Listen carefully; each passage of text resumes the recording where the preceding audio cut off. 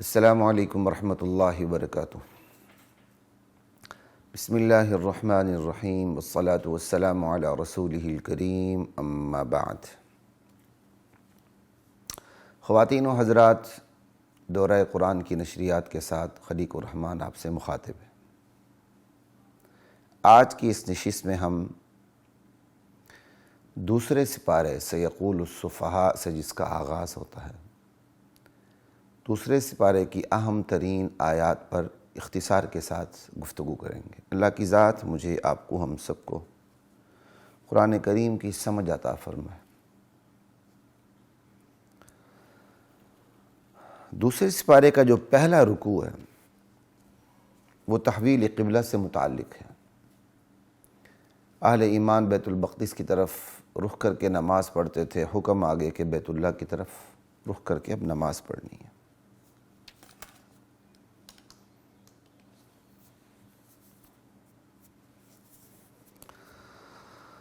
فَأَيْنَمَا تُوَلُّوا فَثَمَّ وَجْهُ اللَّهِ، جس طرف بھی تم منہ کرو تمہیں وہاں اللہ ہی دکھے گا، وہاں اللہ ہے۔ اللہ کی ذات اپنی قدرت، اپنے علم کے حوالے سے ہر جگہ موجود ہے۔ اب امتوں کو بیت المقدس کا حکم ملا، آخری امت کو بیت اللہ کا حکم ملا، یعنی قبلے میں تبدیلی ہوئی۔ آخر اس کی وجہ کیا ہے، اس کی حکمت کیا ہے، کیسے تبدیلی ہوئی، میں اس پہ زیادہ بات نہیں کروں گا۔ نبی علیہ السلام کی خواہش تھی، کیا تھا، پورا رکوع اس کے اوپر ہے، ترجمے سے ساری باتیں واضح ہو جاتی ہیں۔ یہاں صرف ایک حکمت پر بات کرنا مقصود ہے، تبدیلی قبلہ کے حوالے سے، وہ ہے خدا کی حاکمیت کا ظہور۔ اللہ حاکم ہے، اللہ کی حاکمیت اس قدر اللہ کی حاکمیت میں شان ہے کہ اللہ جو فیصلہ کرنا چاہے کر دیتا۔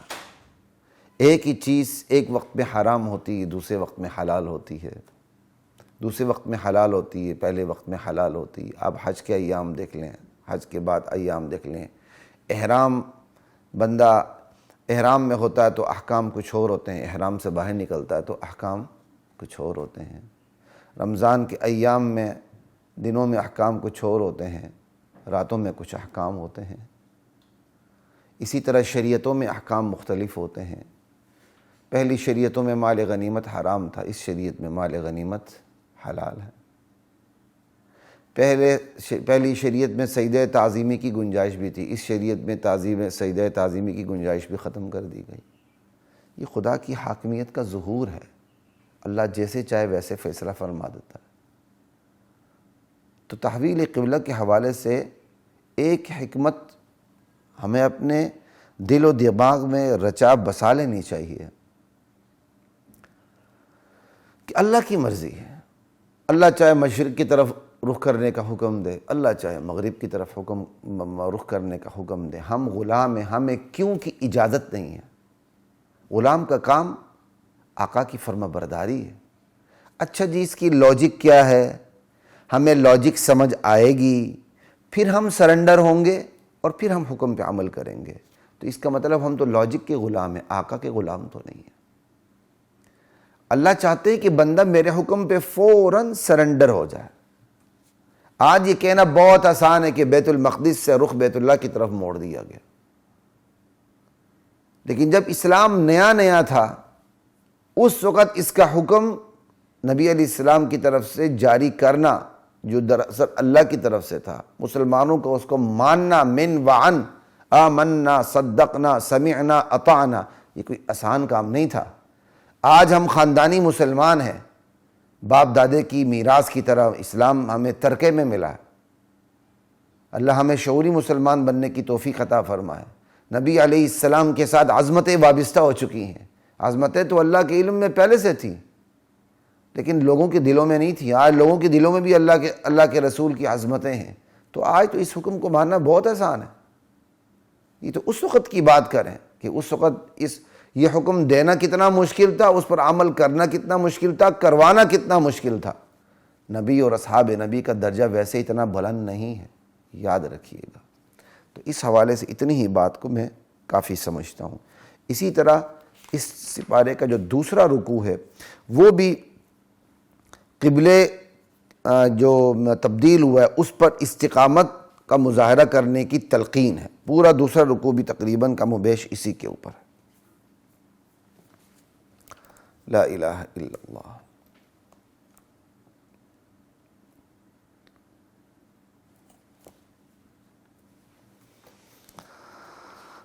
آگے چلتے ہیں مباحث کو چھوڑتے ہوئے، اب تیسرے رکوع کی طرف آتے ہیں اور آیت نمبر 153 ہے۔ یا ایھا الذین آمنوا استعینوا بالصبر والصلاۃ، اے ایمان والو تم مدد لو، استعینوا مدد لو صبر اور نماز سے، بے شک اللہ صبر کرنے والوں کے ساتھ ہے۔ صبر اور نماز سے مدد لینے کا مطلب کیا ہے کہ اے صبر ہماری مدد کر، اے نماز ہماری مدد کر، یہ تو مطلب نہیں ہو سکتا۔ مطلب یہ کہ ہم نے اللہ کی مدد لینی ہے، ہم نے اللہ کی مدد حاصل کرنی ہے، اور اللہ کی مدد ملے گی کیسے؟ صبر کرنے سے ملے گی۔ اور اللہ کی مدد ملے گی کیسے؟ نماز قائم کرنے سے ملے گی۔ یہ مطلب ہے، یہ مطلب نہیں ہاتھ باندھ کے کھڑے ہو جائیں، صبر کا کوئی تصور کریں کہ اے صبر ہماری مدد کرو، یہ کوئی مطلب نہیں ہے۔ اس کا مطلب یہی ہے ہم نے اللہ کی مدد لینی، اور اللہ کی مدد کا استحقاق تب حاصل ہوتا ہے جب بندہ صبر پہ اتر آتا ہے۔ اور صبر کے مختلف معانی ہیں، سارے یہاں مراد ہیں۔ صبر عن المعصیہ، گناہ سے صبر کرتے ہوئے زندگی گزارنا، صبر علی الطاعہ، اطاعت پر جمے رہنا، اللہ کی فرما برداری پر جمتے ہوئے زندگی گزارنا، صبر علی المصیبہ، کوئی مشکل پیش آ جائے، مصیبت پیش آ جائے تو ہمت نہ ہارنا، بلکہ مکمل ثابت قدمی دکھاتے ہوئے زندگی بسر کرنا۔ یہ تینوں معنی صبر کی یہاں مراد ہیں کہ تینوں حوالے سے صبر کرنا ہے۔ گناہوں سے بھی بچنا ہے، فرما برداری بھی پوری دکھانی ہے، مصیبت آ جائے تو ہمت نہیں ہارنی، جم کے کھڑے ہونا ہے، اللہ کی مدد آئے گی انشاءاللہ۔ والصلاۃ، نماز قائم کرنی ہے۔ ہم نماز پڑھیں گے تو نماز تو ہے ہی پوری پکار، دعا، اور جس طرح ہم نماز میں مانگتے ہیں اسی طرح ہم نماز کی بات بھی مانگ لیں تو سارے جھگڑے ہی ختم ہو جائیں کہ وسیلہ ہے کہ نہیں۔ لوگ ان چکروں میں پڑے ہوتے ہیں جی وسیلے سے دعا کریں نہ کریں۔ تو میں اپنے احباب کو ایک ہی بات بتاتا ہوں کہ بھائی آپ جس طرح نماز بھی اللہ سے مانگتے ہیں، نماز سے باہر بھی اسی طرح اللہ سے مانگا کریں۔ بس نماز میں اگر آپ کسی کا وسیلہ واسطہ دیتے ہیں تو ضرور نماز سے باہر بھی وسیلہ واسطہ دے دیا کریں۔ لیکن اگر نماز میں براہ راست اللہ سے مانگ رہے ہیں، اللہ کو اس کی صفات کا حوالہ دے رہے ہیں، واسطہ دے رہے ہیں، ایاک نعبد و ایاک نستعین، پھر نماز کے بعد بھی اپنی یہی کیفیت رکھا کریں۔ تو یہ تو تھی آیت نمبر 153 پہ بات۔ آگے ساتھ ہی آیت نمبر 154 ہے، وَلَا تَقُولُوا لِمَن يُقْتَلُ فِي سَبِيلِ اللَّهِ أَمْوَاتٌ، اللہ کے راستے میں جو قتل کر دیے جائیں تم انہیں مردے مت کہو، بلکہ وہ تو زندہ ہیں۔ لیکن بات یہاں ختم نہیں ہوتی، وَلَٰكِن لَا تَشْعُرُونَ، لیکن تم ان کی زندگی کی کیفیت کو سمجھ نہیں سکتے۔ بھئی وہ زندہ کہاں ہے؟ دنیا میں ہے؟ آگے آ رہی ہے بات اگلے سپاروں میں،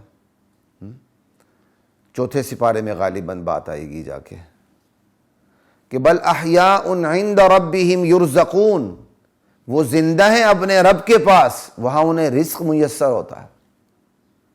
یہ نہیں کہ ایک شہید پڑا ہوا پخیر السلام علیکم، وہ اٹھ کے وعلیکم السلام، پخیر راگلے کیا حال ہے، ہاتھ ملانا شروع کر دے، ہنسنا شروع کر دے۔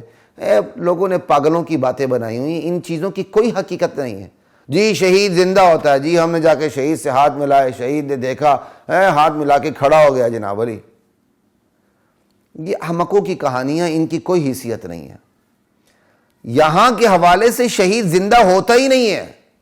یہ لفظ بتا رہے ہیں وَلَا تَقُولُوا لِمَن يُقْتَلْ، وہ لوگ جو قتل کر دیے جائیں۔ قتل کیا ہوتا ہے؟ روح اور جسم کا تعلق ختم ہو جانا، جن پر دنیا میں موت آ جائے، قتل کر دیے جائیں، انہیں مردے مت کہو۔ کیا مطلب؟ کفار یہی سمجھتے تھے مر گئے کھپ گئے اب کچھ بھی نہیں ملا ان کو. کہا بھئی اب جو ان کو زندگی ملی ہے نا اس زندگی کا تو کوئی تصور نہیں. 1000 دنیا کی زندگیاں اب انہیں جو زندگی ملی اس پر قربان ہیں، بلکہ دنیا کی زندگی اور جو جنت والی زندگی انہیں حاصل ہوئی ہے اس میں تو کوئی تقابل ہی نہیں ہے. انہیں اللہ کی طرف سے اللہ کے پاس ایک زندگی حاصل ہے جس کا تمہیں شعور نہیں. یہ بھی یاد رکھیے، ایک تو زندگی حاصل ہے دنیا کی نہیں. کیوں؟ دنیا کی زندگی ختم ہونے کے بعد وہ زندگی ملی ہے. اس کا مطلب جو زندگی ختم ہوئی ہے وہ الگ ہے، جو زندگی ملی ہے وہ الگ ہے.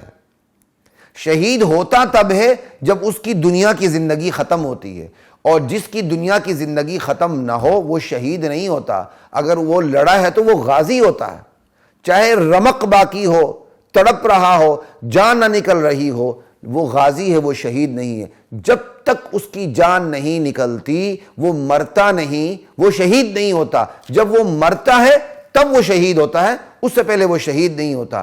ایک زندگی ختم ہوتی ہے تو پھر دوسری زندگی شروع ہوتی ہے. اگر دنیا کی زندگی موجود ہے تو وہ شہید ہی نہیں. دنیا کی زندگی ختم ہوتی ہے اور وہ ختم اللہ کے راستے میں قتل کیے جانے سے ہوتی ہے، تو اب جو اس کی دوسری زندگی ہوتی ہے وہ شہادت والی، شہید والی زندگی ہوتی ہے.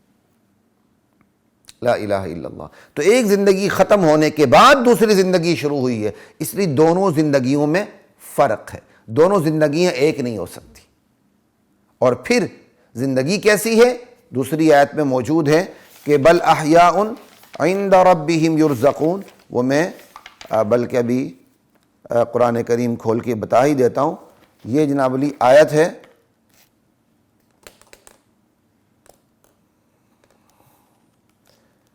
169، بالکل آل عمران کی 169 آیت ہے.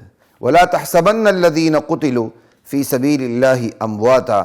جو لوگ شہید ہوئے اللہ کے راستے میں قتل کر دیے گئے ہیں انہیں مردہ نہ سمجھنا. بل احیاء، وہ تو زندہ ہیں، یہاں نہیں، عند ربہم، اپنے پروردگار کے پاس. یرزقون، انہیں وہاں رزق دیا جاتا ہے. تو پہلی بات ہو گئی کہ یہ زندگی ختم ہوتی ہے تو وہ زندگی شروع ہوتی، تو دونوں زندگیاں مختلف ہو گئیں. دوسری بات یہ ہے کہ وہ زندہ کہاں ہے؟ دنیا میں نہیں بلکہ اللہ کے پاس ہے، عند ربہم. اور تیسری بات کیا ہے کہ وہ زندہ تو ہیں، اب تم ان کی زندگی کو ناپنا شروع کر دو اور ان کی زندگی کو تم سمجھنا شروع کر دو اور اس زندگی کے بارے میں تم احکام لگانا شروع کر دو. یہ دنیا کی زندگی ہے یا دنیا جیسی ہے، یہ ساری قیاس آرائیاں ہیں، یہ تخمینے ہیں، حرف غلط سے بڑھ کر غلط ہیں. کیوں؟ بات یہ ہے اللہ تعالیٰ نے تمہیں صاف کہہ دیا ہے، ہمیں صاف کہہ دیا ہے وَلَكِنْ لَا تَشْعُرُونَ. تمہیں اس زندگی کا شعور ہی نہیں. جب اللہ فتویٰ دے چکا ہے کہ پہلی بات جو میں نے پھر بتائی کہ یہ زندگی ختم ہوتی تو وہ زندگی شروع ہوتی ہے، ایک الگ ہو گیا. پھر وہ جو زندہ ہے وہ یہاں نہیں ہے بلکہ کہاں ہے؟ اللہ کے پاس ہیں. 2، انہیں رزق دیا جاتا ہے. 3، پھر زندگی ایسی کہ چوتھی بات کہ تم تخمینے نہیں لگا سکتے وہ کیسی زندگی. دنیا کی سیت وی سیت ایسی باتیں چھوڑیں، ان کی کوئی حیثیت نہیں. جتنا بڑا مرضی کوئی بزرگ یہ بات کہہ دے اس کی کوئی حیثیت نہیں قرآن کریم کے سامنے. قرآن کریم آپ کو اعلانیہ طور پہ کہہ رہا ہے وَلَكِنْ لَا تَشْعُرُونَ. تمہیں اس زندگی کا شعور نہیں ہے، تم اس زندگی کو سمجھ ہی نہیں سکتے ہو جس زندگی کے بارے میں اللہ قطعی طور پر فیصلہ کر چکا ہے کہ تمہیں اس زندگی کی سمجھ ہی نہیں ہے. تو ہم نے تخمینے لگانے شروع کر دیے، وہ دنیا کی زندگی ہے، وہ دنیا کی سی ہے، وہ ایسی ہے تو وہ ویسی ہے، وہ جیسی ہے تیسی ہے. ان تمام چیزوں کو چھوڑ دیں، اس کی کوئی حیثیت نہیں. ہمارے درمیان جھگڑے اٹھتے اسی لیے ہیں کہ ہم نصوص سے باہر جا کر تخمینے لگانے شروع کر دیتے ہیں، حدود سے تجاوز کرنا شروع کر دیتے ہیں، پھر مسائل جنم لیتے ہیں اور پھر ہم آپس میں ہی باہم دست و گریباں ہو جاتے ہیں. ان چیزوں سے بچیں. جتنا قرآن کریم نے آپ کو بتا دیا ہے، احادیث نبویہ سے آپ کو پتہ چلتا ہے، اتنا مان لیں تو اس میں کوئی جھگڑے والی بات پیدا ہوتی ہی نہیں ہے. شہید زندہ ہیں، انبیاء زندہ ہیں، بلکہ ہر مرنے والا مومن زندہ ہے، بلکہ ہر مرنے والا کافر بھی زندہ ہے. اس زندگی کے ختم ہونے کا مطلب یہ نہیں ہوتا مر کھپ گئے.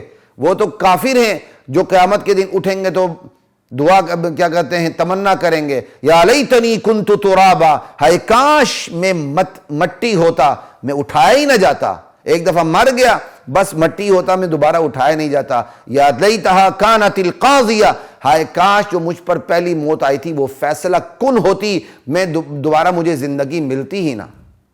زندگی تو بھائی ہر ایک کو حاصل ہوتی ہے، نبی کو حاصل ہوتی ہے، ولی کو حاصل ہوتی ہے، پیر فقیر درویش کو حاصل ہوتی ہے، شہید کو حاصل ہوتی ہے، عام مومنین کو حاصل ہوتی ہے، کافروں کو حاصل ہوتی ہے، ابو جہل کو بھی حاصل ہے، لیکن زندگی میں فرق ہے۔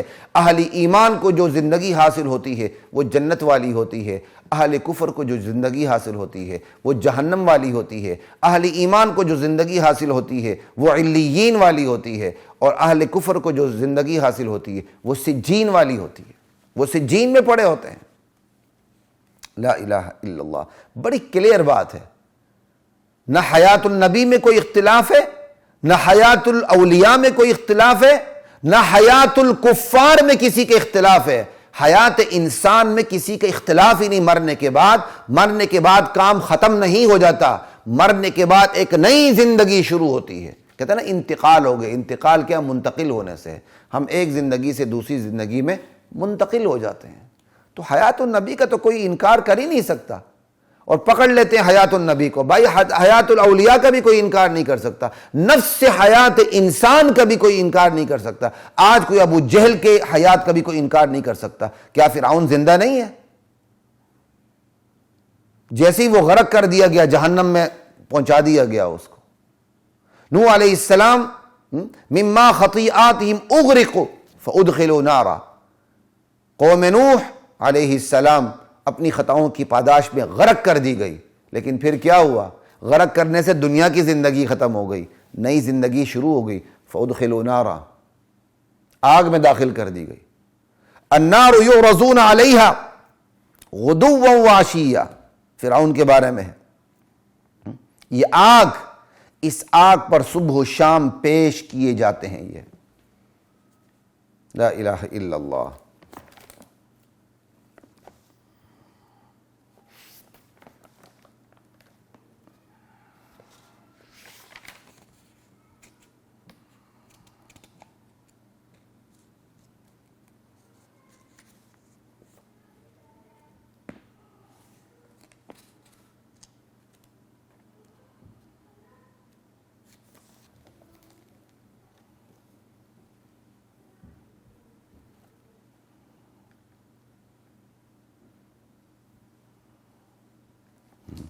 مجھے شک تھا کہ میں نے یہ کوئی آیت غیر فرعون کے حوالے سے تو نہیں پڑھی۔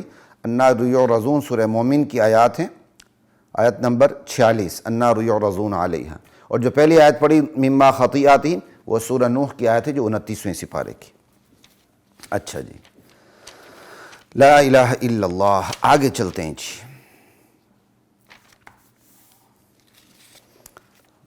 سورہ بقرہ کی آیت 168 ہے، دوسرے سپارے کی، دوسرا سپارہ اور سورہ بقرہ کی آیت 168۔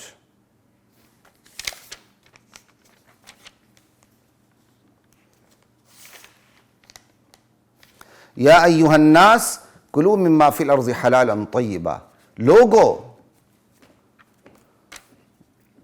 جو زمین میں جو حلال چیزیں موجود ہیں انہیں کھاؤ، ولا تتبعوا خطوات الشیطان، اور شیطان کے قدموں کی تم نے پیروی نہیں کرنی، وہ تو تمہارا صریح دشمن ہے، واضح دشمن ہے، کھلا ہوا دشمن ہے، انہ لکم عدو مبین۔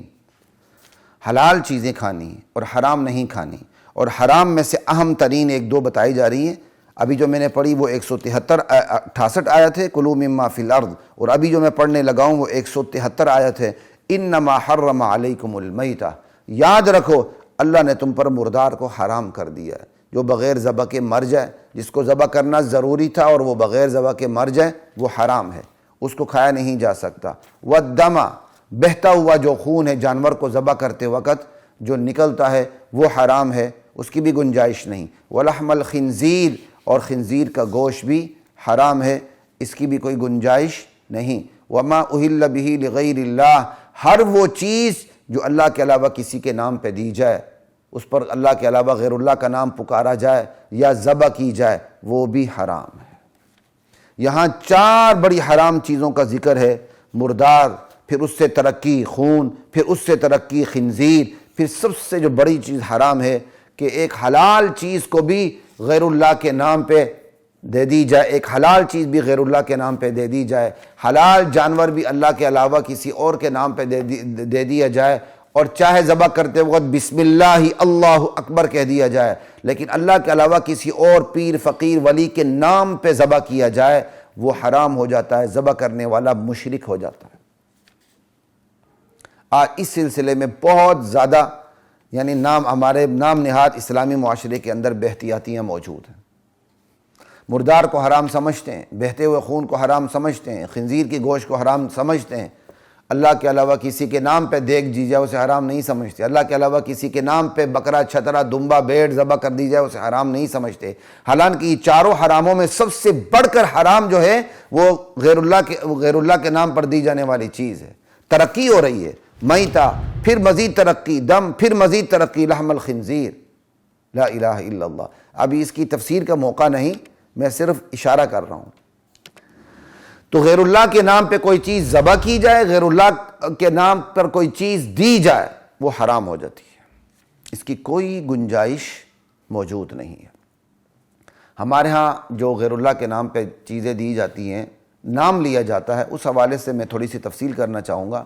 بعض لوگ دیتے اللہ کے نام پر ہیں لیکن الفاظ غلط استعمال کر دیتے ہیں، کہتا جی یہ ہم نے فلاں کے نام پہ دی ہے، اور مطلب یہ ہوتا ہے کہ ہم نے فلاں کو ثواب پہنچانا ہے، جی یہ ہمارے والد صاحب کے نام پہ دے گے جی۔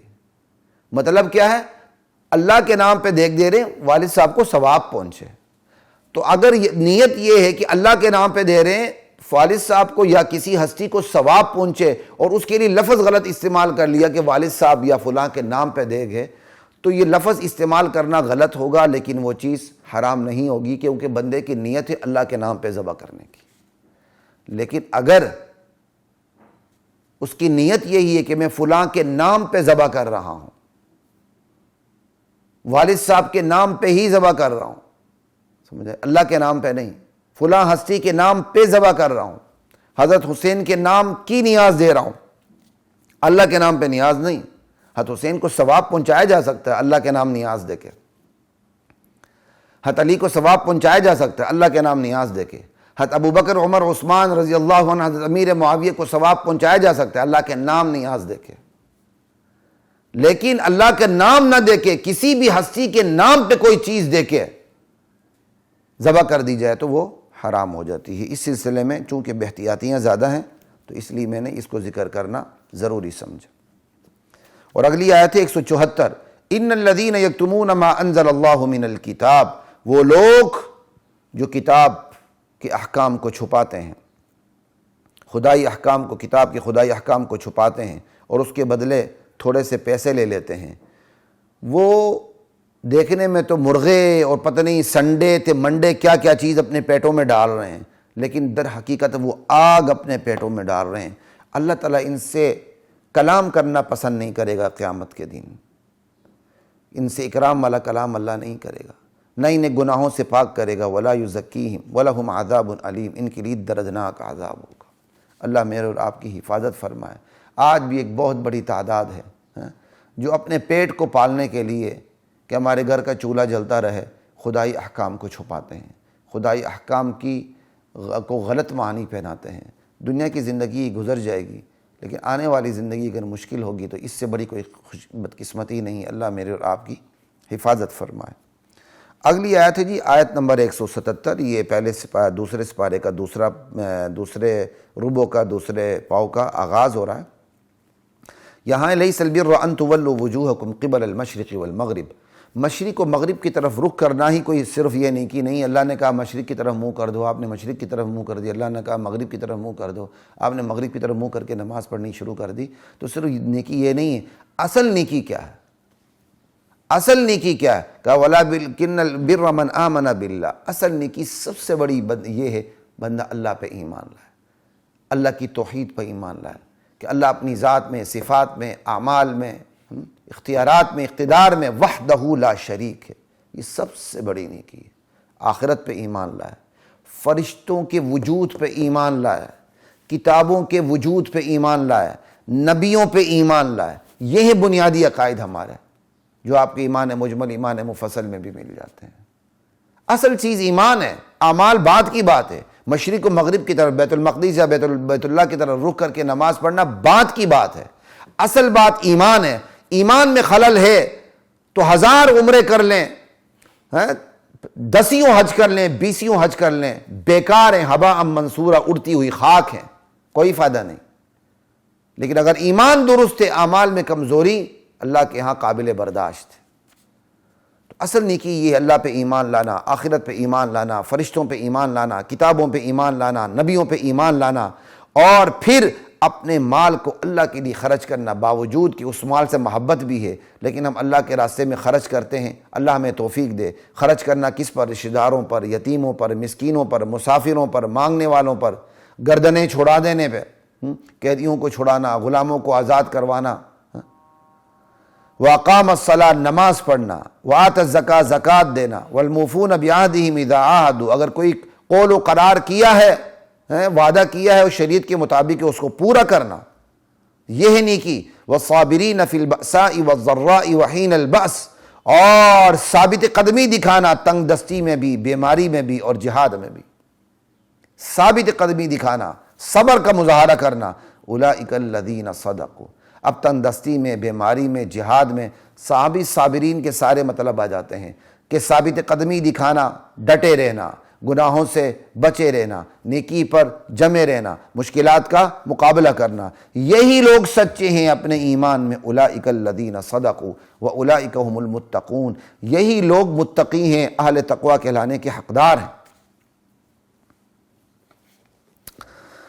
اللہ اکبر کبیرہ. اگلی آیت ہے جی، آیت نمبر 178. یا ایھا الذین آمنوا کتب علیکم القصاص فی القتلى. اے ایمان والو، اللہ تعالیٰ نے تم پر مقتولوں کے حوالے سے قصاص تم پر لکھ دیا ہے کہ کوئی قتل کر دے تو پھر مقتول کے بدلے میں قاتل کو قتل کیا جائے گا. اور آگے جو آیت ہے 179 میں، وہ ہے وَلَكُمْ فِي الْقِصَاصِ حَيَاةٌ يَا أُولِي الْأَلْبَابِ لَعَلَّكُمْ تَتَّقُونَ. عقل والو، قصاص میں تمہارے لیے زندگی رکھ دی گئی ہے. قصاص میں تمہارے لیے زندگی رکھ دی گئی ہے. اللہ اکبر. آج کی نئی دنیا قاتل کو قتل کرنے میں پس و پیش سے کام لیتی ہے. کہتی قاتل مقتول تو چلا گیا، قاتل کو قتل کرنے کا فائدہ کیا ہے؟ وہ کیپٹل پنشمنٹ کی طرف نہیں جا رہی، جبکہ اللہ تعالیٰ کہتے ہیں قصاص کے اندر تمہاری زندگی. بس اتنا ہی اشارہ کرنا تھا، بتانا مقصد تھا. اللہ کا حکم اٹل ہے. آج اسی مملکت میں اگر مقتول کے بدلے میں قاتل کو فوراً سزا دے دی جائے تو یہاں قتل و غارت خری بالکل زیرو لیول پہ آ جائے. آج معاشرے میں بد امنی، ڈکیتیاں، قتل و غارت گری اس لیے ہے خدائی سزاؤں کا نفاذ نہیں ہے. خدائی سزاؤں کے نفاذ نہ ہونے کا نتیجہ یہ ہے کہ بندے کو پتہ ہوتا ہے میں نے قتل کرنا، مجھے سزا نہیں ملنی، اور اگر سزا ملنی بھی ہے تو سزا تک پہنچنے میں اتنا بڑا وقت پڑا ہوا ہے کہ قاتل 25-30 سال بعد بھی پھانسی کے پندے تک یعنی نہیں پہنچتا. پھانسی تو خیر وہ تعزیری ہے، اصل تو یہ ہے کہ قاتل کو تلوار سے قتل کر دیا جائے. تو اس کو پتہ ہوتا ہے کہ میں مقتول کے بدلے میں قتل بھی کر دیا جاؤں گا تو 25-30 سال بعد نوبت آئے گی. اس دوران پتہ نہیں کون زندہ رہتا، کون زندہ نہیں رہتا. اس دوران پھر وہ دباؤ ڈال کے، جبر کر کے بھی راضی کروانے کی کوشش کرتا ہے. پھر اس دوران وہ پھر باقاعدہ مقتول کے ورثاء کو قتل بھی کرتا ہے تاکہ کیس کی پیروی ہی نہ ہو سکے. اور پھر ریاستیں قاتل کو قتل نہیں کرتی. یہ ساری وہ چیزیں ہیں جس سے معاشرے میں بد امنی بڑھتی ہے، جبکہ اللہ کا فیصلہ کن اعلان ہے قصاص میں تمہارے لیے زندگی رکھ دی گئی ہے. امن اسی میں، چین اسی میں، سکون اور راحت اسی میں، تمہاری زندگی اسی میں ہی ہے کہ سزاؤں کو فوراً نافذ کر دیا کرو. لا الہ الا اللہ. آگے جی قرآن کریم کی آیت ہے 183. یا ایھا الذین آمنوا کتب علیکم الصیام کما کتب علی الذین من قبلکم لعلکم تتقون. اے ایمان والو، تم پر روزے لکھ دیے گئے ہیں جس طرح گزشتہ امتوں پر بھی روزے لکھ دیے گئے تھے تاکہ تم پرہیزگار بن جاؤ. روزے گزشتہ امتوں میں بھی تھے، روزے اس امت میں بھی ہیں۔ ہاں روزے کی تفصیلات میں فرق ہے، لیکن روزے کا حکم پہلی امتوں میں بھی موجود تھا۔ جس طرح سحری اس امت کی خاصیت ہے، پہلی امتوں میں سحری موجود نہیں تھی۔ پہلے تو خاموشی کا روزہ بھی ہوتا تھا، روزے میں خاموشی شامل ہوتی تھی، لیکن ہمارے ہاں خاموشی کا روزہ بالکل غلط ہے، خاموشی کا روزہ ہم رکھ ہی نہیں سکتے۔ اور روزہ رکھنے سے مراد بلاؤں کو ٹالنا یہ وہ نہیں، تتقون، متقی بن جائے۔ تقوی کیا ہے؟ خدائی حدود سے تجاوز نہ کرنا، یہ بندے کی عادت بن جائے تجاوز نہ کرنے کی۔ یہ ایک مستقل کیفیت کا نام ہے کہ بندہ ہمہ وقت اس خیال میں رہے کہ میں نے خدائی مقرر کردہ حدود سے تجاوز نہیں کرنا۔ روزے میں ہم یہی کرتے ہیں، سحری وقت پہ کھاتے ہیں، جیسے ہی سحری ختم ہونے لگتی ہے ہم ہاتھ روک لیتے ہیں، تجاوز نہیں کرتے۔ نماز پڑھتے ہیں، پھر مغرب تک تجاوز سے بچے رہتے ہیں، نہیں، کیونکہ مغرب تک کھانا یہ تجاوز ہے۔ پیاس لگتی ہے نہیں کھاتے، پیاس لگتی نہیں پیتے، بھوک لگتی نہیں کھاتے۔ یہ ٹریننگ ہو رہی ہے کہ بھائی تم نے ہر آن خیال رکھنا ہے کہ خدائی حکم سے تجاوز نہ ہو۔ سارا دن یہ ٹریننگ ہو رہی ہے۔ اور جیسی اب مغرب کا وقت ہو گیا، یقین ہو گیا کہ سورج غروب ہو چکا ہے، اب نہ کھانا نہ پینا یعنی افطار نہ کرنا تجاوز ہے۔ اب فوراً افطاری کرنی ہے۔ افطاری کے وقت ہونے کے بعد افطاری میں تاخیر یہودیوں کی عادت ہے، اور آج بھی وہی لوگ تاخیر کرتے ہیں جو یہودیوں سے ملے ہوئے ہیں۔ لا الہ الا اللہ۔ تو تقوی خدائی حدود سے تجاوز نہیں کرنا، بچے رہنا۔ تو یہ پورا روزہ ہمیں یہ سکھاتا ہے۔ ہم 29-30 دن روزہ رکھتے ہیں، تو یہ جو صبح و شام شب و روز کا جو سرکل ہے، اس میں ہم وقت اس کوشش میں ہوتے ہیں خدائی حکم سے تجاوز نہ ہو۔ جہاں نہیں کھانا، جہاں نہیں پینا، جہاں نفس کی خواہش پوری نہیں کرنی، جہاں کھانا ضروری ہے یا پینا ضروری، افطار کرنا ضروری، فوراً کرنا ہے تاکہ خدائی حکم سے تجاوز نہ ہو۔ یعنی کہیں کھانے میں خدائی حکم کے سے تجاوز آتا ہے، کہیں نہ کھانے اور نہ پینے میں خدائی حکم سے تجاوز ہے۔ کیا اللہ کی عجیب شان ہے! یعنی کہیں کھانے اور پینے میں خدائی حکم سے تجاوز ہے۔ اللہ کہتا ہے نہیں کھانا نہیں پینا، ہم کھائیں گے پیئیں گے تجاوز ہو جائے گا۔ اور کہیں نہ کھانے نہ پینے میں خدائی حکم سے تجاوز ہے۔ اللہ کہتے ہیں افطار کرو، ہم کہتے ہیں نہیں اللہ نے 10 منٹ بعد افطار کرنا، ابھی افطاری کا وقت نہیں ہوا۔ یہ خدائی حکم سے تجاوز ہے۔ تو یہ شب و روز اللہ ٹریننگ دے رہے ہیں۔ 1 مہینہ ٹریننگ کے بعد 11 مہینے کے لیے اللہ چھوڑ دیتے ہیں کہ بھائی تمہاری 1 مہینہ ٹریننگ ہو چکی ہے، اب تم نے باقی 11 مہینے بھی اسی طرح گزارنے ہیں کہ میں نے تمہیں ایک عبادات کے اندر میں نے ٹریننگ دے دی ہے، ٹریننگ کا 1 مہینہ تمہاری پوری ٹریننگ ہو چکی ہے، 11 مہینے تم نے اسی طرح گزارنے ہیں شب و روز کہ تم زندگی کے ہر قدم پہ دیکھو کہیں کھانے میں، پینے میں، نہ کھانے میں، نہ پینے میں، معاملات کرنے میں، لین دین میں، ڈیلنگ میں، اخلاق میں، معاملات میں، عقائد میں، اعمال میں کہیں خدائی حکم سے تجاوز تو نہیں ہو رہا۔ بس یہ پھر ایک مستقل کیفیت جب ڈیولپ ہو جاتی ہے، بندے کے لیے گناہ ناممکن حد تک مشکل ہو جاتا ہے، اور نیکی حد سے زیادہ اس کے لیے طبیعت آسان ہو جاتی ہے، اور شریعت طبیعت بن جاتی ہے۔ آگے چلتے ہیں جی، اس پر اتنی ہی بات کافی ہے۔ کتب علیکم الصیام، یہ آیت نمبر 183 ہے۔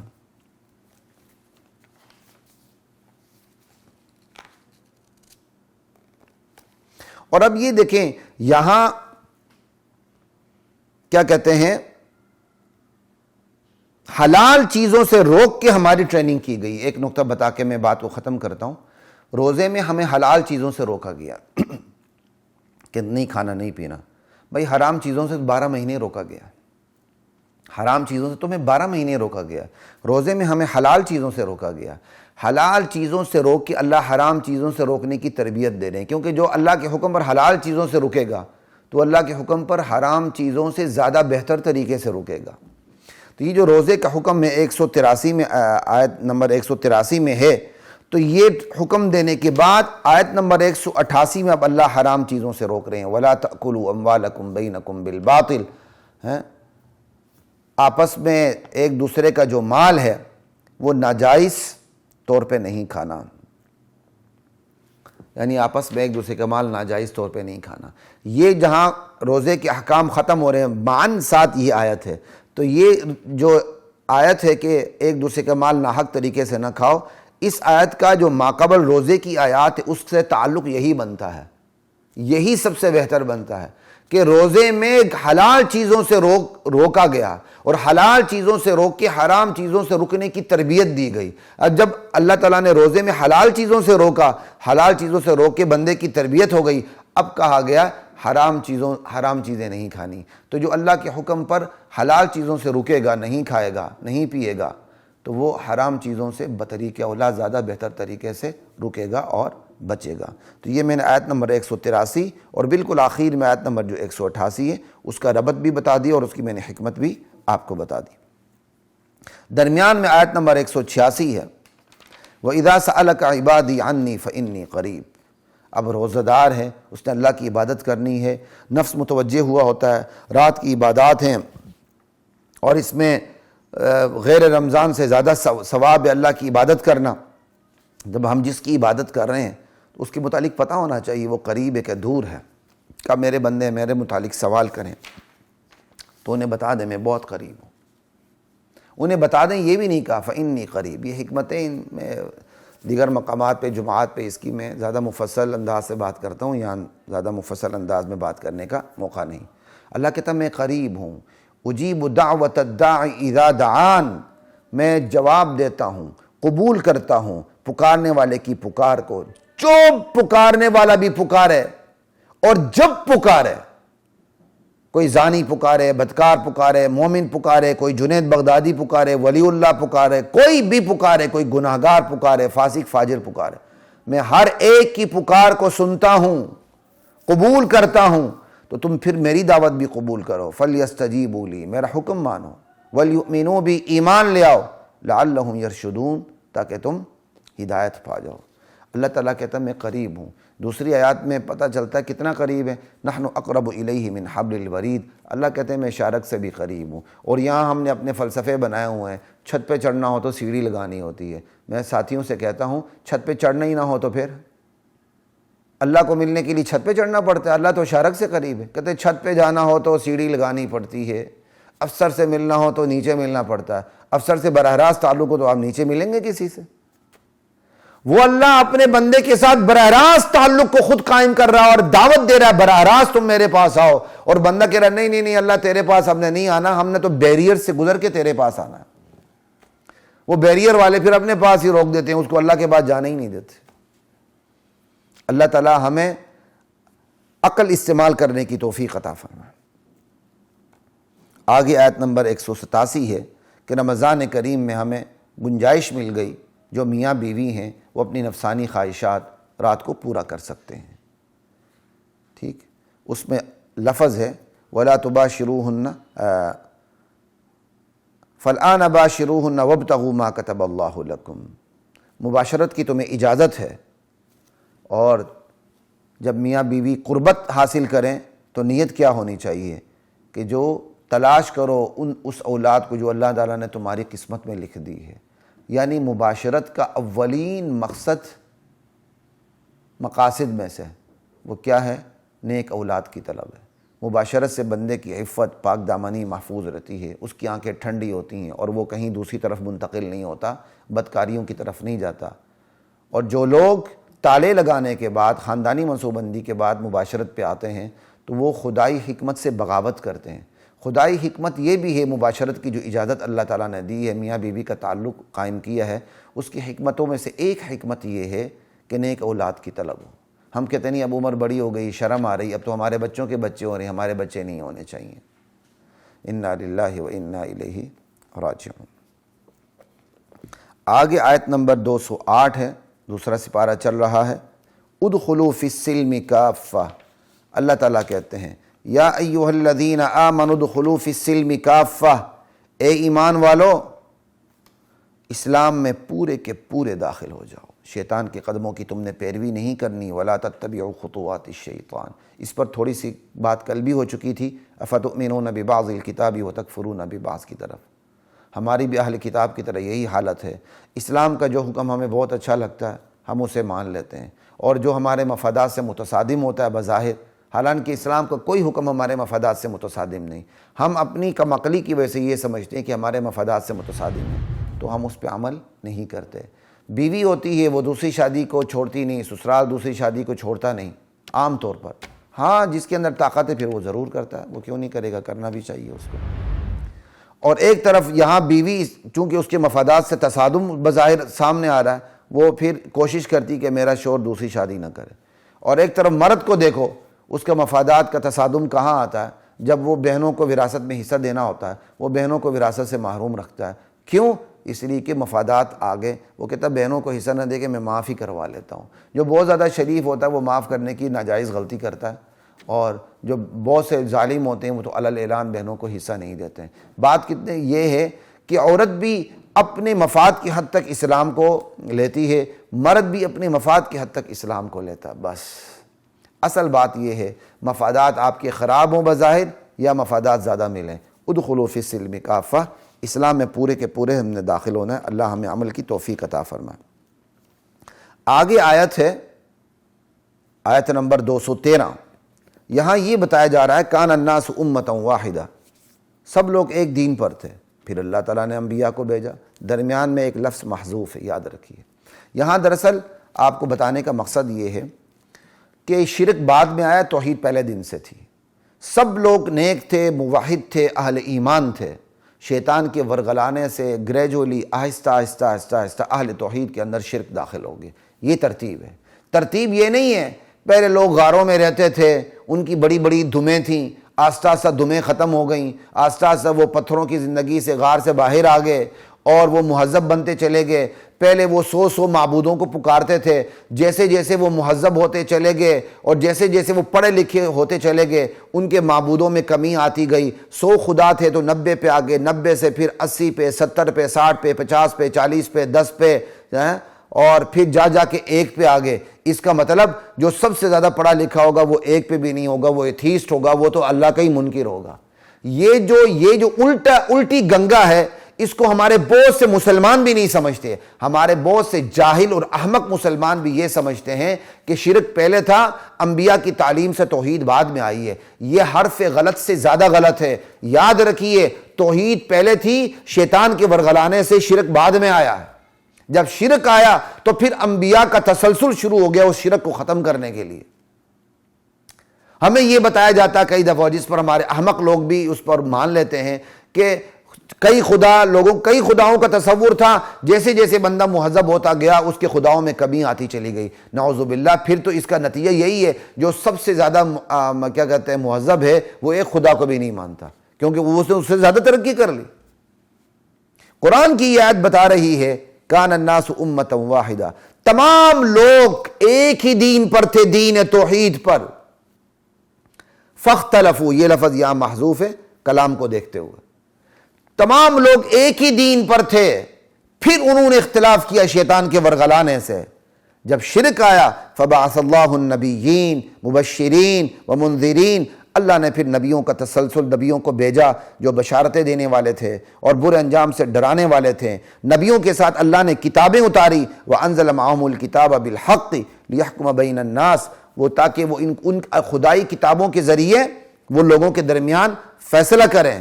کس چیز میں؟ جس میں لوگ اختلاف کرتے ہیں. فی مختلفوا فیہ. اچھا جی اختلاف کب آیا؟ اختلاف کیا کس نے؟ اللہ کہتے ہیں وَمَا اخْتَلَفَ فِيهِ إِلَّا الَّذِينَ أُوتُوهُ. اختلاف تو کیا ہی ان لوگوں نے جنہیں کتاب دی گئی تھی. جاہلوں نے نہیں کیا، پڑھے لکھوں نے کیا.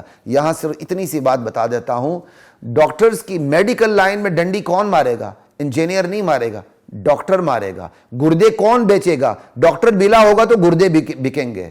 ڈاکٹر نہ ملا ہو تو گردے کیسے نکالے جائیں گے؟ گردے بکیں گے کیسے؟ بالکل اسی طرح جو دین میں اختلاف آئے گا وہ جاہل نہیں ڈالے گا، وہ بڑے پڑھے لکھے عالم ڈالیں گے جنہیں جنت بھولی ہوئی ہے اور جہنم بھولی ہوئی ہے، اور خدا کیا کہتے ہیں چند پیسوں ٹکوں کے لیے وہ خدا کے دین کو بیچ دیتے ہیں. وہ اختلاف ڈالیں گے. ہر شعبے کے اندر اس شعبے کا ماہری بیڑا غرق کرتا ہے، اس شعبے کو سنوارتا ہے. تو اللہ تعالیٰ یہاں کہہ رہے ہیں اختلاف انہی نے ڈالا جنہیں کتاب دی گئی تھی، اور اختلاف کب ڈالا؟ من بعد ما جاءہم البینات، روشن دلیلیں آ چکی تھی اس کے باوجود اختلاف ڈالا۔ بھائی پھر کیوں ڈالا؟ دلیلیں آ چکی تھی، کا بغیم بینہم، آپس کی ضد کی وجہ سے۔ یعنی یہاں اللہ نے یہ بھی بتا دی اختلاف اہل علم نے ڈالا۔ اہل علم نے اس لیے نہیں ڈالا کہ اس وقت ان کے پاس علم نہیں آتا، علم آنے کے بعد ڈالا۔ اور کیوں ڈالا؟ آپس کی ضد کی وجہ سے ڈالا۔ اللہ میری اور آپ کی حفاظت فرمائے۔ آگے آیت ہے جنابری، آیت نمبر 216 سورہ بقرہ کی۔ کتب علیکم القتال وہو کرہ لکم، تم پر جہاد فرض کر دیا گیا۔ دیکھیں نا، پیچھے کہا تھا کتب علیکم الصیام، تم پر روزے فرض کر دیے گئے۔ پھر کہا اس سے پہلے کتب علیکم القصاص، تم پر قصاص فرض کر دیا گیا، لکھ دیا گیا۔ بالکل یہی اسلوب ہے، تم پر جہاد لکھ دیا گیا، حالانکہ وہ تمہیں ناگوار گزرتا ہے۔ کچھ بعید نہیں ایک تمہیں چیز ناگوار لگے اور وہ تمہارے لیے اللہ کے ہاں بہتر ہو۔ وعسیٰ ان تکرہوا شیئا وہو خیر لکم وعسیٰ ان تحبوا شیئا وہو شر لکم، اور کچھ بعید نہیں کہ ایک چیز تمہیں بہت اچھی لگے اور اللہ کے علم میں وہ تمہارے لیے شر ہو۔ جہاد اس کے مختلف مراتب رہے، پورے قرآن کریم کے اندر ہے۔ پہلے حکم تھا کفوا ایدیکم، یہ آگے سپاروں میں بات آ رہی ہے، غالباً 5ویں سپارے میں۔ یہ مکی زندگی میں جہاد کا حکم نہیں آیا، کہا ہاتھوں کو رو کے رکھو۔ ٹھیک، اس کا مطلب صحابہ تیار تھے جہاد پہ، اللہ کے نبی نے رو کے رکھا اللہ کے حکم سے، کفوا ایدیکم۔ پھر جب مدینے میں پہنچے تو جہاد کی اجازت ملی، اذن للذین یقاتلون بانہم ظلموا، کیونکہ ان پر ظلم ہوا ہے تو ظلم کی وجہ سے اجازت ملی۔ اور پھر تیسرا کتب علیکم القتال، پھر جہاد کو نماز کی طرف فرض کر دیا گیا۔ دفاعی جہاد تو دفاعی جنگ کا تصور تو ہر قوم کے اندر ہے، دفاعی جنگ تو وہ کمال نہیں ہے، دفاعی جنگ تو ہر ذہین قوم چاہے وہ کافر ہو چاہے مسلمان ہو وہ کرتی، اپنا دفاع کرتی ہے۔ اصل ہے اقدامی جہاد، آگے بڑھ کر اللہ کا حکم اعلاء کلمت اللہ، لا الہ الا اللہ کی تعلیمات کو لیتے ہوئے، دعوت دیتے ہوئے، جہاد کے اصول کی پاسداری کرتے ہوئے، آگے بڑھتے ہوئے، فتوحات کرتے ہوئے اسلام کو نافذ کرنا، جس طرح صحابہ نے کیا تھا، یہاں بلوچستان، مکران، چائنا تک، ہر طرف۔ آج ہم صحابہ کی فتوحات پہ ہی تو جی رہے ہیں اور قسطوں میں ہم واپس دے رہے ہیں۔ لا الہ الا اللہ۔ جہاد زندگی یاد رکھیے، اور آج ہمیں یہ سبق پڑھایا گیا ہے کہ بھائی جہاد میں زندگی نہیں ہے۔ اور اس کے برعکس آپ ان کفری اقوام کو دیکھ لیں جو اپنی پوری تاریخ میں لڑتے ہی رہتے ہیں اور آگے بڑھتے ہی رہتے ہیں، وہ زیادہ کامیاب۔ آپ امریکہ کو دیکھ لیں، امریکہ کی کیا تاریخ ہے، اس نے ہمیشہ لشکر کشی کی ہے، غالب ہے آپ کے سامنے دیکھ لیں۔ ہمیں کہا جا رہا ہے ہاتھ باندھ کے بیٹھو، خبردار اس میں تمہارا بڑا معاشی نقصان ہوگا، یہ ایک الگ بحث ہے۔ اللہ حفاظت فرمائے۔ یہاں صرف اتنی ہی بات ہے، جہاد نماز کی طرف فرض عین کر دیا گیا۔ آیت نمبر 219 ہے، یسألونک عن الخمر والمیسر، یہ لوگ آپ سے شراب اور جوئے کے متعلق پوچھتے ہیں، میرے نبی آپ کہنے فیہما اثم کبیر، اس میں تو گناہ، ان دونوں چیزوں میں گناہ کبیرہ، بہت بڑا گناہ ہے، لیکن لوگوں کے فائدے بھی ہیں۔ یعنی اس میں گناہ بھی ہے، جوئے میں اور شراب میں گناہ بھی ہے، فائدہ بھی ہے۔ وَإِثْمُهُمَا أَكْبَرُ مِن نَفْعِهِمَا، لیکن گناہ فائدے سے بڑھ کر ہے۔ یہاں صرف ایک نقطے کی طرف اشارہ کرنا مقصد ہے، وہ نقطہ یہ ہے، یاد رکھیے، جو چیزیں حرام کر دی گئی ہیں، قرآن کریم اسلام من کل الوجوہ سرے سے ہی ان کے فائدے کا، ان کے فوائد کا انکار نہیں کرتا۔ حرام چیز کا مطلب یہ نہیں کہ اس میں فائدہ نہیں ہے، بہت سی حرام چیزوں میں فائدے ہوتے ہیں۔ کان کھڑے ہو گئے ہوں گے آپ کے، اسی آیت کی روشنی میں بات کر رہا ہوں۔ حرام چیزوں کا مطلب یہ نہیں ہوتا اس میں سرے سے فائدہ نہیں۔ اللہ تعالیٰ نے جوئے کا نام لیتے ہوئے کہا جوئے میں بھی فائدے ہیں، شراب کے متعلق کہا شراب میں بھی فائدے ہیں، لیکن ساتھ یہ کہا اس میں گناہ کبیرہ ہے، اور پھر کمپیریزن کیا، یعنی شراب میں گناہ بھی ہے فائدہ بھی ہے، جوئے میں گناہ بھی ہے فائدہ بھی ہے۔ اب اللہ تعالیٰ نے خود کمپیریزن کرتے ہوئے کہا کہ فائدے سے گناہ بڑھ کر ہے، لہٰذا اللہ تعالیٰ نے جوئے کی جڑ ہی کاٹ دی، شراب کی جڑ ہی کاٹ دی، مطلقاً انہیں حرام کر دیا۔ یہ آپ کو فلسفی بتانی تھی، بس سمجھ آئی بات، یہ آپ کو فلسفی بتانی تھی۔ مطلب یہ نہیں ہوتا جو حرام چیز ہے اس کے اندر فائدہ نہیں ہوتا، ہوتے ہیں فوائد، لیکن اس کے نقصانات اس کے فوائد سے زیادہ ہوتے ہیں۔ تو جس چیز کے نقصانات اس کے فوائد سے زیادہ ہوتے ہیں، اسلام کا مزاج یہ اس کو پورے جڑ سے اللہ تعالیٰ اکھیڑ کے ہی ختم کر دیتے ہیں۔ معاشرے میں اگر سود کے نقصانات ہیں تو یہ نقصانات ہوتے تب جب کسی کو فائدہ ہوتا ہے، بات سمجھ آ گئی ہوگی آپ کو۔ معاشرے میں اگر جوئے کے نقصانات ہیں تو یہ جوئے کے نقصانات ہوتے تب ہیں جب جوئے سے 1 منٹ میں کوئی امیر بن جاتا ہے، کروڑ پتی ارب پتی بن جاتا ہے۔ یہ نقصانات ہوتے تب ہیں جب دوسری طرف بندہ امیر ہوتا ہے۔ سمجھ آئی بات کی؟ تو یہاں کہنے کا مطلب یہ ہے اللہ تعالیٰ نے حرام چیزوں کے متعلق ایک چیز بتا کے ہمیں بتا دیا کہ میری حرام چیزیں بھی فائدے سے خالی نہیں، لیکن میں نے جن کو حرام ٹھہرایا ان کے نقصانات ان کے فوائد سے زیادہ ہیں۔ اللہ ہمیں یہ سمجھ عطا فرمائے۔ آگے چلتے ہیں جی، آیت نمبر 283 ہے، دوسرا سپارہ چل رہا ہے۔ نساؤکم حرث لکم فأتوا حرثکم انا شئتم، تمہاری بیویاں تمہارے لیے تمہاری کھیتیاں ہیں۔ بس اس پہ بات کرنی ایک لفظ، کیونکہ ایک دفعہ میں نے ایک خاتون کا سنا، اس نے جلاتے ہوئے کہا ہم کوئی اولاد پیدا کرنے کی مشین ہے؟ انا للہ و انا الیہ راجعون۔ عورت کا زیور ہے اولاد پیدا کرنے کی مشین بننا۔ جو عورت اولاد پیدا کرنے کی مشین نہیں ہوتی، معاشرہ اس کی قدر نہیں کرتا، اس کو بانجھ کہتے ہیں۔ اس عورت کے لیے اپنی زندگی گزارنا بھی کتنا مشکل ہو جاتا ہے، یہ عورت ہی جانتی ہے۔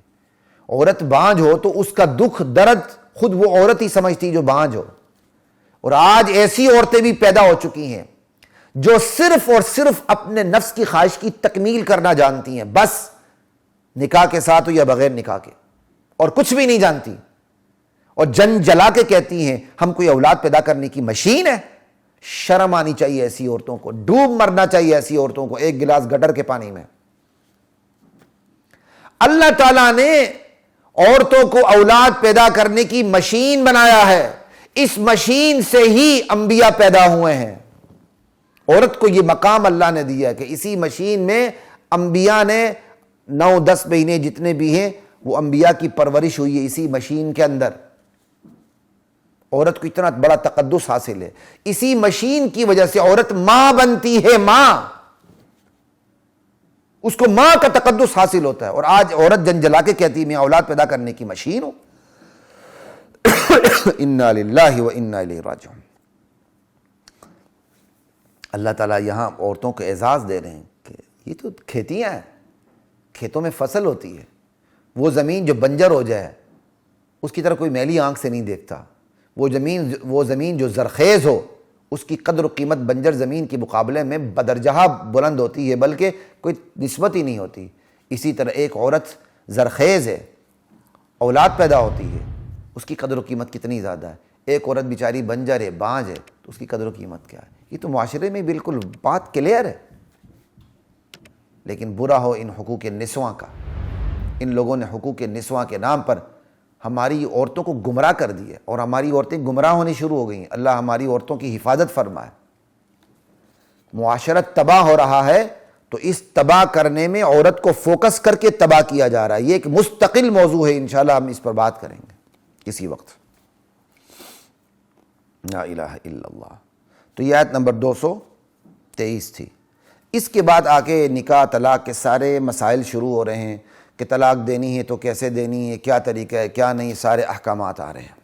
ٹھیک ہے، تو یہاں صرف اتنی سی بات بتانی مقصد ہے، اسلام دین فطرت ہے۔ دین فطرت میں جہاں ملاپ کے احکام ہیں نکاح کے، وہاں جدائی کے احکام بھی ہیں طلاق کے، کیونکہ اسلام دین فطرت ہے۔ اسلام ایسا نہیں کہ ایک تو ملاپ ہی نہ ہونے دے، اسلام ایسا نہیں ملاپ ہو تو بغیر کسی کانٹریکٹ کے ملاپ ہونے دے، جس کا جہاں جو بوتھا اچھا لگے وہ آپس میں ملاپ شروع کر دیں، ایسا نہیں۔ اسلام دین فطرت ہے، ملاپ کی اجازت بھی دیتا ہے، لیکن ملاپ کے لیے اس نے نکاح کا طریقہ کار رکھا ہے، متے شتے کا، عارضی نکاح کا کوئی طریقہ اس نے نہیں رکھا۔ باندیاں رکھی ہوئی ہیں، آج باندیاں موجود نہیں، ضابطہ موجود ہے۔ جب باندیاں آئیں گی ضابطہ دوبارہ ایکٹیو ہو جائے گا، وہ آرٹیکل دوبارہ ایکٹیو ہو جائے گا قرآن کریم کا۔ ملاپ ہے لیکن ملاپ کا طریقہ نکاح ہے، ٹھیک ہے، لیکن وہ ملاپ بھی ایسا دائمی ملاپ نہیں ہے، یعنی نیت تو دائمی رکھنی ہے کہ ہم فار ایور ایک دوسرے کے لیے بیٹر ہاف ہیں، لیکن وہ ایسا دائمی نہیں ہے کہ میاں بیوی کے درمیان اتنی انبن ہو جائے، طبیعت نہ ملے کہ اب ان کے رہنے سے ان کی جدائی ہی بہتری ہے، تو اسلام پھر بھی ملاپ ہی کا سلوگن لگا کے ان کو چپکائے رکھے سمن بانڈ کے ساتھ، ایسا نہیں ہے۔ اسلام دین فطرت ہے۔ اسلام کو پتا ہے میاں بیوی جتنے مرضی نیک ہوں، اچھے ہوں یا جو بھی ہوں، ایک وقت اچھے ہوں یا برے ہوں، ایک وقت آ جاتا ہے بعض میاں بیویوں پر کہ ان کے آپس میں رہنے سے نہ رہنا زیادہ بہتر ہوتا ہے۔ وہاں اللہ تعالیٰ نے جدائی کے احکام رکھے ہیں کہ وہ طلاق رکھی ہے، جدا ہو جائیں۔ اب چاہیں تو میاں اپنے کیا کہتے ہیں بیوی اپنی الگ شادی کر لے، میاں تو اس بیوی کے ہوتے ہوئے بھی 3 اور نکاح کر سکتا ہے، 4 بیک وقت رکھ سکتا ہے۔ دیگر اقوام کے اندر یہ سہولتیں موجود نہیں ہیں۔ دیگر اقوام ہماری نقل کر رہی ہیں اس وقت، یہاں تک کہ عیسائیت اس وقت ہماری نقل کر رہی ہے۔ تحریف شدہ عیسائیت میں کیا کہتے ہیں طلاق کا تصور ہی نہیں ہے۔ اب لوگ وہ ہم سے، اسلام سے ان چیزوں کو لے رہے ہیں۔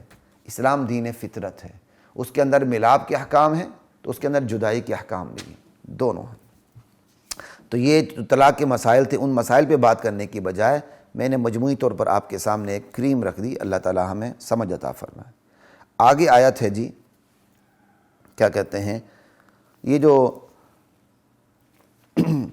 آگے آیت ہے، آیت نمبر 243۔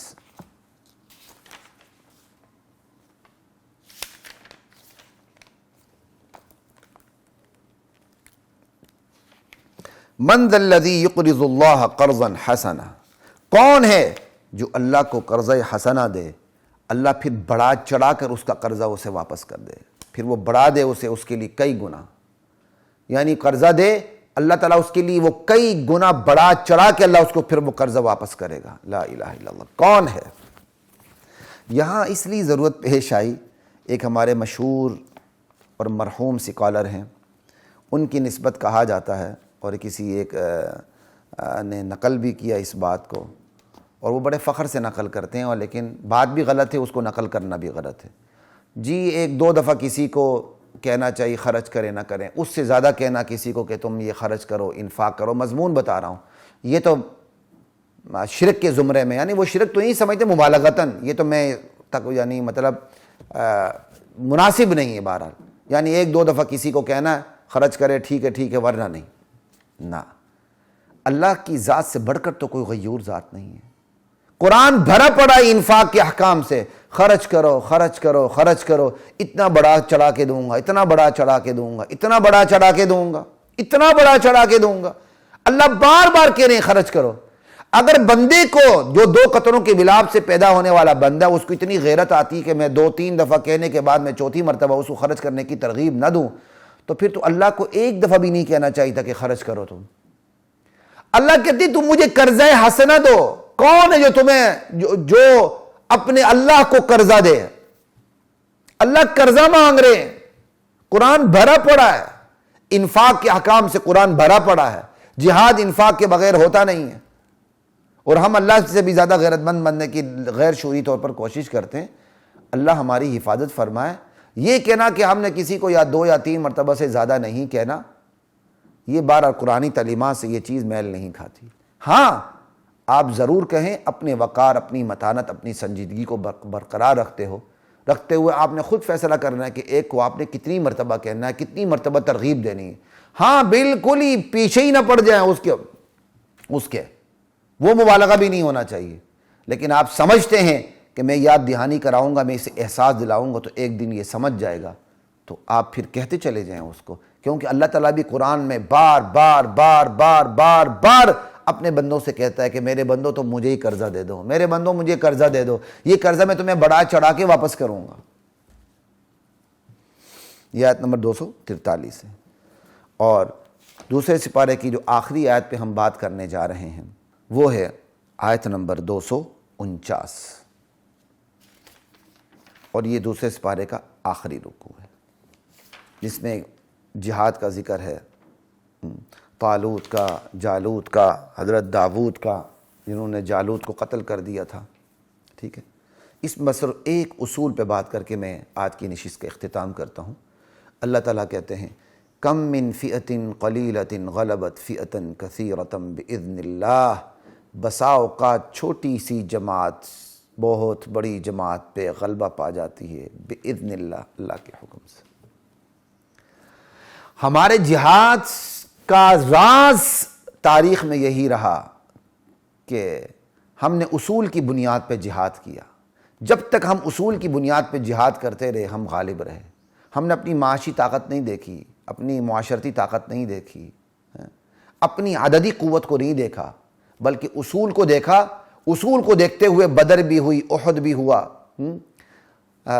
حنین، خیبر، فتح مکہ، یہ ساری چیزیں آپ کے سامنے ہیں۔ غزوہ حنین میں ہمیں اکثریت حاصل تھی، کیا کہتے ہیں، نوجوان صحابہ نے ایک آدھ بات کی تو اللہ نے 5 سے ہی پلٹ دیا، پھر ہمیں دوبارہ اللہ کا شکر ہے کہ فتح حاصل ہوئی، لیکن شروع میں 5 سے تھوڑا سا پلٹ گیا تھا۔ بدر میں ہم کتنے کم تھے، اللہ تعالیٰ نے ہمیں فتح عطا فرمائی۔ اس لیے دشمن کا مقابلہ کرتے ہوئے محض اپنی عددی قوت کو دیکھنا، اپنی معاشی اور معاشرتی طاقت کو دیکھنا، پھر فیصلہ کرنا کہ میں نے دشمن کا مقابلہ کرنا ہے یا سرنڈر ہونا ہے، آگے اقدامی جہاد تو خیر اب خواب کی بات ہو گئی ہے، اللہ حفاظت فرمائے۔ کم سے کم ہم دفاعی جہاد ہی صحیح طرح کریں تو ہمارے وارے نہیں آرے ہو جائیں۔ ہم تو دفاعی جہاد پر بھی نہیں اتر رہے، ہم دفاعی جہاد پر اترتے ہوئے بھی دشمن کی عددی قوت کو دیکھتے ہیں۔ یہ تو کوئی بہادری نہیں ہے۔ ہاں، حکمتیں اپنی جگہ، وہ ساری حکمتوں کی امپلیمنٹ ہوگی، لیکن یہ کوئی حکمت نہیں ہے کہ دشمن عددی قوت میں زیادہ لہٰذا ہم نہیں لڑیں گے، یہ کوئی حکمت نہیں ہے۔ بلکہ اس کے مقابلے میں قرآن یہ حکمت بیان کر رہا ہے کہ اللہ کے حکم سے چھوٹی جماعت بھی بسا اوقات بڑی جماعت پر غلبہ پا جاتی ہے۔ اور یہ کب پاتی ہے؟ جب خدائی احکام کی پاسداری ہو۔ تو صحابہ سے بڑھ کر کون خدائی احکام کا پاسدار ہوگا؟ تو بدر میں ان کی کیا کہتے ہیں جیت کو دیکھ لیں۔ غزوہ احد یہ غیر فیصلہ کن جنگ تھی، کیونکہ صحابہ سے تھوڑی بہت اجتہادی غلطی ہوئی، تو اس اجتہادی غلطی کا خمیازہ بھگتنا پڑا، اور جو فتح تھی وہ ختم ہو گئی، لیکن ہمیں شکست بھی نہیں ہوئی، غیر فیصلہ کن جنگ تھی۔ باقی آپ دیکھ لیں، حنین کو دیکھ لیں، خیبر کو دیکھ لیں، احد، تبوک کو دیکھ لیں، اکثر غزوات میں ہم کم تھے، دشمن کی عددی قوت زیادہ تھی، اللہ تعالیٰ نے ہمیں فتح نصیب فرمائے۔ اللہ تعالیٰ قرآنی احکام پر ہمیں عمل کرنے کی توفیق عطا فرمائے، ہمیں قرآنی شعور نصیب فرمائے، ہمارا مزاج اسلامی بنائے۔ زندگی رہی انشاءاللہ کل تیسرے سپارے کی منتخب آیات کے ساتھ آپ کی خدمت میں حاضری ہوگی، تب تک کے لیے اجازت دیجیے گا۔ السلام علیکم ورحمۃ اللہ وبرکاتہ۔